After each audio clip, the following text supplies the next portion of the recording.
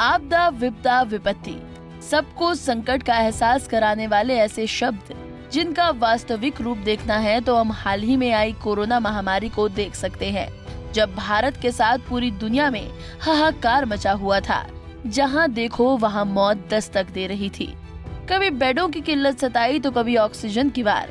इन सब के बीच अगर कुछ देखने को मिलता था तो वो थी सरकार की ओर से जारी आंकड़े और इस समस्या से निजात पाने वाली कोरोना वैक्सीन। इसी कोविड वैक्सीन के सहारे सरकार विपक्षियों के सवाल और मौत से जुड़ी आंकड़ों से बचती रही, लेकिन अभी भी जब मौत और मुआवजे की बात होती है तो सरकार मुंह फेर लेती है।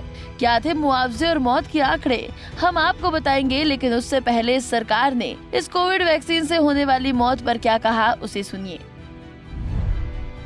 कोविड टीकाकरण, जिसे हम कोविड वैक्सीन भी कहते हैं, उसकी वजह से होने वाली मौतों पर केंद्र सरकार ने जिम्मेदारी लेने से इनकार कर दिया है।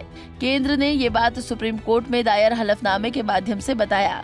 केंद्र ने कहा कि मृतकों और उनके परिजनों के प्रति हमें पूरी उम्मीद है, लेकिन टीके के किसी भी प्रतिकूल प्रभाव के लिए उसे जिम्मेदार नहीं ठहराया जा सकता।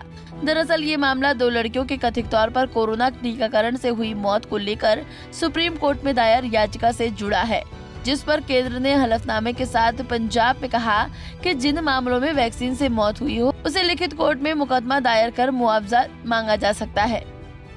ये रही उस वैक्सीन से जुड़ी बात जिससे हुई मौत पर मुआवजा मांगा गया था।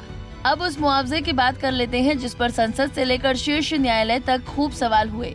ये मुआवजा किसी और का नहीं, कोरोना से हुई मौत के आंकड़े की थी, जिसको लेने का अधिकार हर उस परिवार को है जिसके घर के परिजन की मौत हुई हो।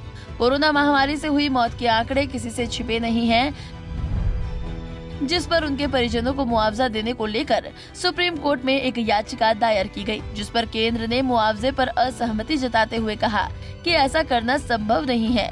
अगर ऐसा किया गया तो डिजास्टर रिलीफ फंड की सारी राशि इसी में चली जाएगी। ऐसे में राज्यों के पास पैसे की कमी हो जाएगी। इसी मुद्दे पर केंद्रीय गृह मंत्रालय ने एक RTI के जवाब में कहा कि केंद्र ने कोरोना से मृत लोगों के परिजनों को मुआवजा देने की कोई स्कीम आगे नहीं बढ़ाई है, क्योंकि मौत से जुड़े आंकड़े केंद्र के पास राज्य सरकारों ने नहीं भेजा। हालांकि केंद्र सरकार ने इस महामारी को आपदा मैनेजमेंट एक्ट के तहत रखा था, जिसके सेक्शन 12(3) में कहा गया था कि प्रशासन द्वारा आपदा से प्रभावित व्यक्ति को मिलने वाली मदद को लेकर गाइडलाइंस तय करनी होती है, जिससे मृतकों के परिजनों को मिलने वाली मुआवजा राशि भी शामिल है।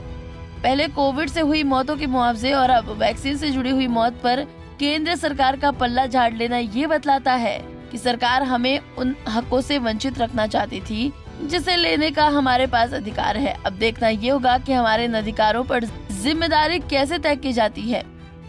Bureau report, Punjab Kesari TV.